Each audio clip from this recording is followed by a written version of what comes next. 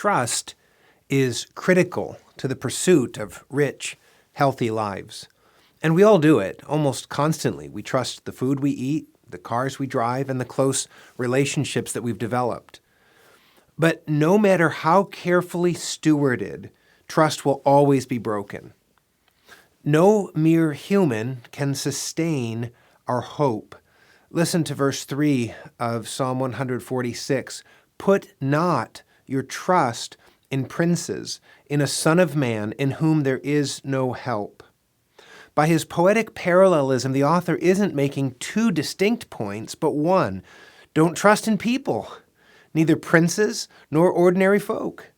The Old Testament phrase, son of man, commonly refers to mortal man, as it's translated by several modern translations. The text literally reads, son of man, son of Adam. Don't put your trust in a son of Adam, any descendant of the man of dust, as Paul calls Adam in 1 Corinthians 15, verse 47.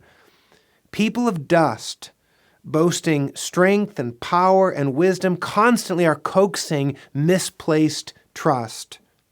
But mortals are a vain hope, because in the very day we die, our plans perish.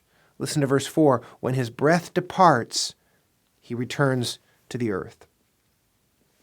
In a world where broken trust is normal and the potential for disappointment hangs in the air we breathe, we need our trust anchored in a solid foundation.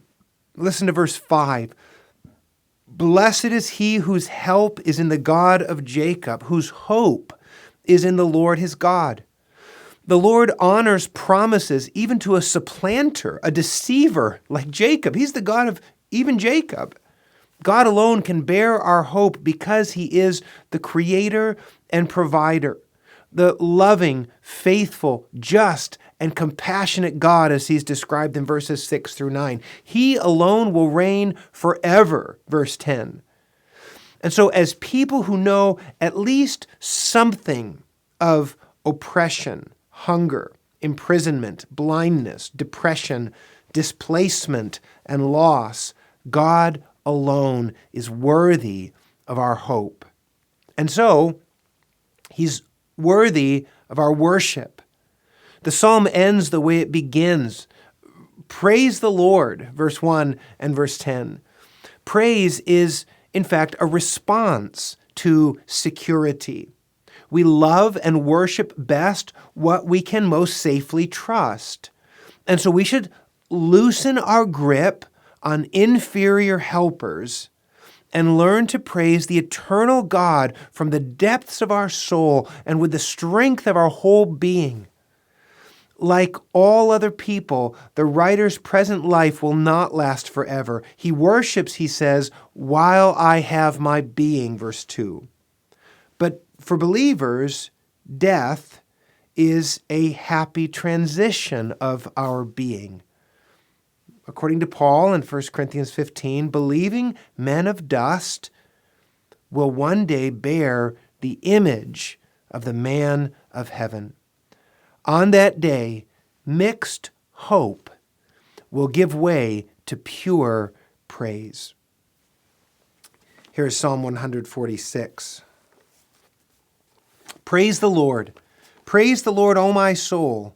I will praise the Lord as long as I live. I will sing praises to my God while I have my being. Put not your trust in princes, in a son of man in whom there is no salvation. When his breath departs, he returns to the earth. On that very day his plans perish. Blessed is he whose help is the God of Jacob, whose hope is in the Lord his God, who made heaven and earth, the sea and all that is in them, who keeps faith forever, who executes justice for the oppressed, who gives food to the hungry. The Lord sets the prisoners free. The Lord opens the eyes of the blind. The Lord lifts up those who are bowed down. The Lord loves the righteous. The Lord watches over the sojourners. He upholds the widow and the fatherless. But the way of the wicked he brings to ruin. The Lord will reign forever. Your God, O Zion, to all generations, praise the Lord.